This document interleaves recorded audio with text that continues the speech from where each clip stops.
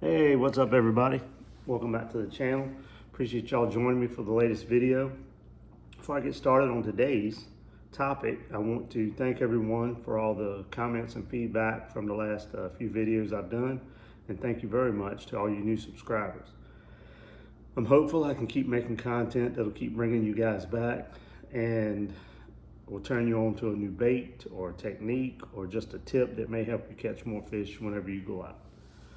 January is the month we're into now, a new year. Probably the coldest water temperatures we'll see all year in January and February. So, ironically, what's crazy is the last several winters, or I say the last 2-3 years, we haven't had as cold of winters as were some of these baits I'm going to talk about today. I've even had to really pull them out and use them. But this is forecast to be one of the coldest and worst winters we've had in several years. So it's a good chance some of these will come back into play. I'm sure that you guys got wintertime baits that work well for you, and some of these may be some of the same ones you use. But I just wanted to talk about 3 or 4 of the ones that have always produced for me during the months of January and February, the colder winter months. So that being said, I'll go ahead and get started. The first one is pretty much a mainstay that everyone uses, and that's either a 1/4 ounce or 3/8 ounce black and blue jig. This actually has a silicone skirt, but I also like to use a lot of living rubber skirts on my jigs as the water gets colder. And black and blue has just always been a good color with a black trailer of some kind on the back. And I fished out on 15-pound P-line CXX. That's the line I use pretty much for all my bottom baits. You guys know I'm still a old school mono guy. I don't use fluorocarbon, so I use that on my jig rod. I use it on all my bottom baits, my spinning rods, as part of my leader with my braid. I really like that line. It's got really good strength to it with the knots, and it's very abrasion resistant. So it's just always been a good line for me since I started using it on my bottom stuff, and I do use it on my jig. But a black and blue jig, either 1/4 ounce, 3/8 ounce with a black trailer, is something I love to use in the wintertime. And I keep a little jig like that tied on anyway. I just mainly in the winter stick to black and blue and with the black trailer on the back of it.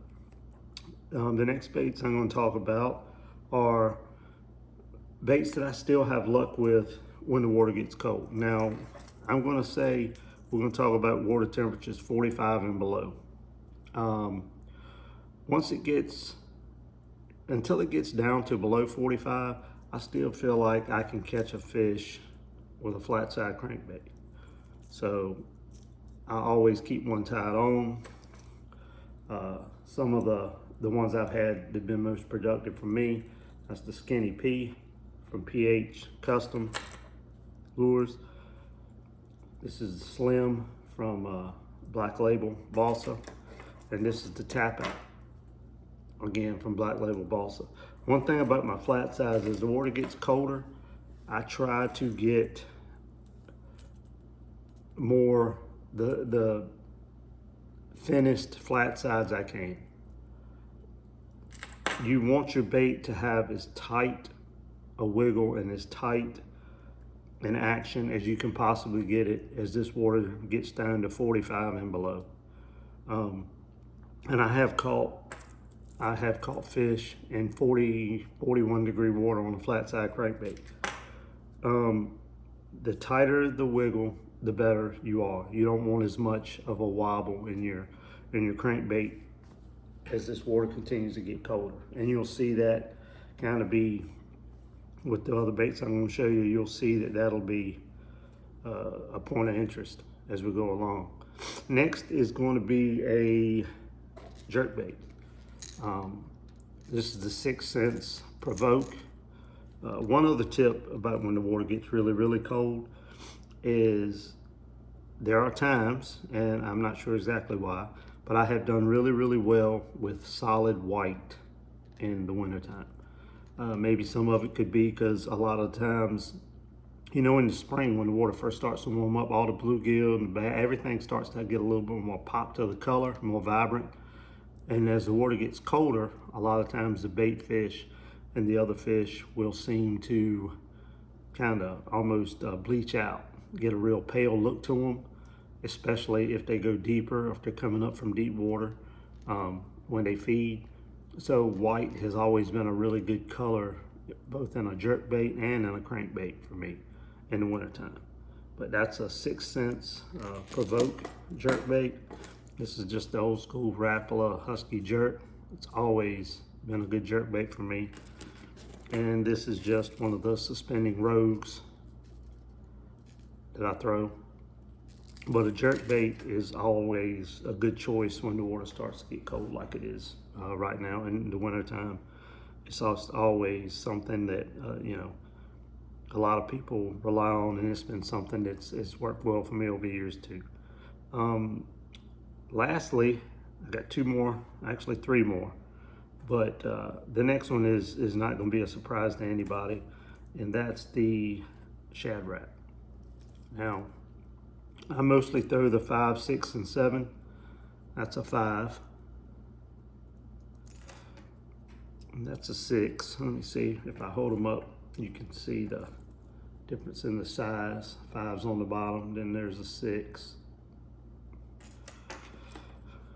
That's another 6, and that's a color that's always been real good for me.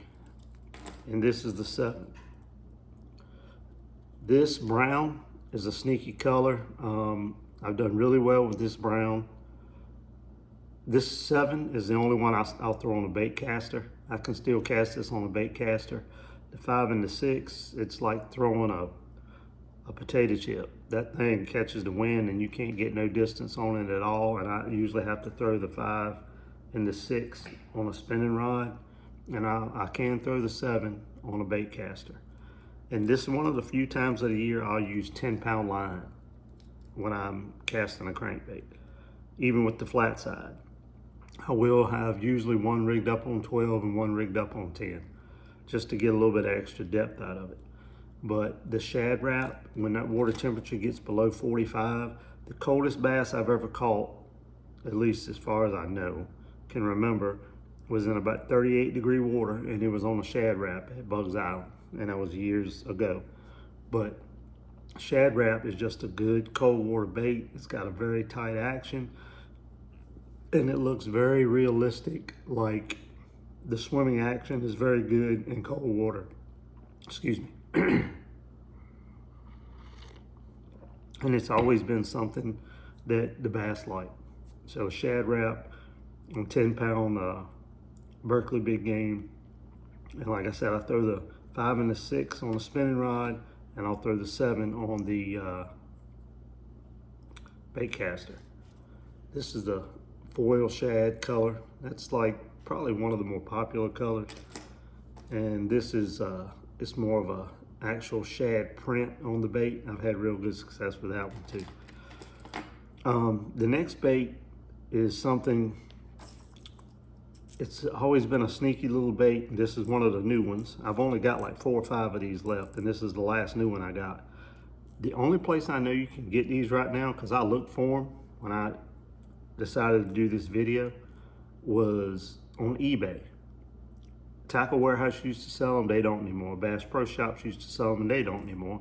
And this is a Cotton Cordell CC shad. Now, it's got a lot of the same features as the Shad Rap, kind of similar body style.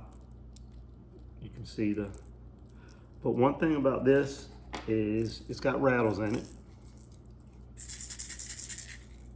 And it's got a deeper lip, and this gets down to about 8 foot.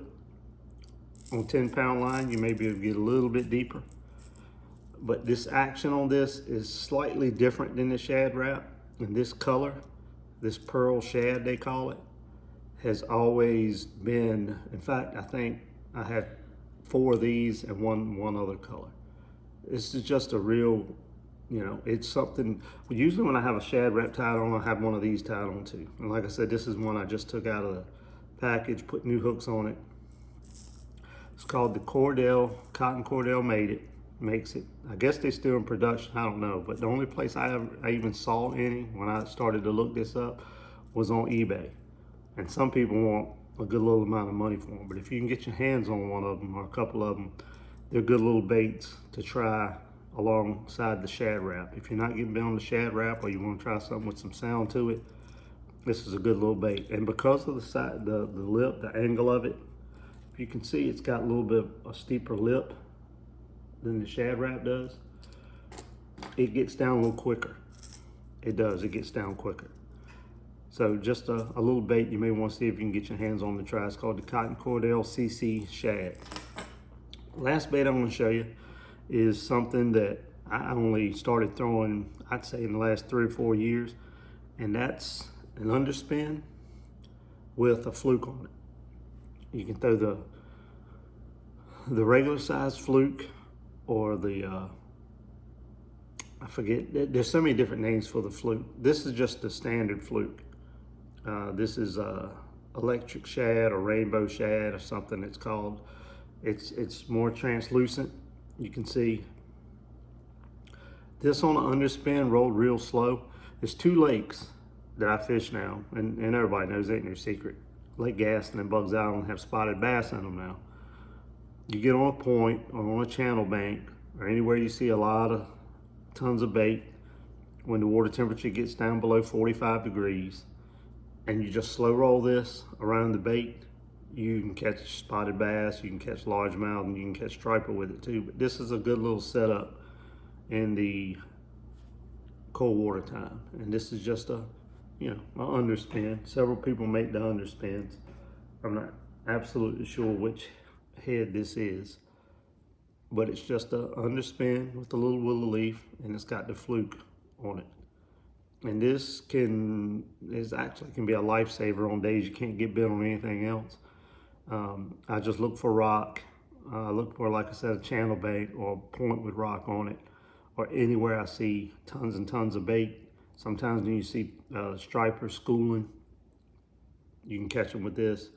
So it's just another little something else you can try. But I have had days where the only bites I could get were on this right here. So anyway, that's pretty much it for the January baits I got the most confidence in, I like to throw.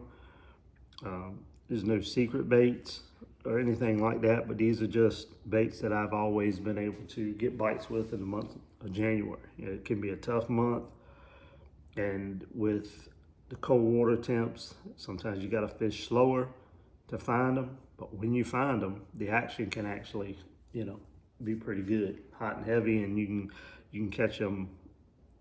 It's not as bad as people think. You hear people talk about wintertime fishing, and you're always thinking, sit out there all day just to get 2 or 3 bites. And sometimes that is the case. But when you can find an area where there's a lot of bait, you can find fish stacked up and really do well in the wintertime. It doesn't always have to be 1, 2, 3 fish days. Heck, you can have that kind of day any time of the year with bass fishing, at least I do. So I hope this helps somebody. Hope it helps you catch some fish. Be safe. You're gonna be dressing warmer. Make sure you got your warmer, your layered clothes on, and wear your life jacket. This water gets colder. It's a lot easier for hypothermia and something to happen. A bad deal can happen real quick. So again, I hope this helps somebody. Feel free to leave any comments or feedback. Tell me any baits you like to use, and I appreciate you guys watching. And I will see you on the next video. Thank you.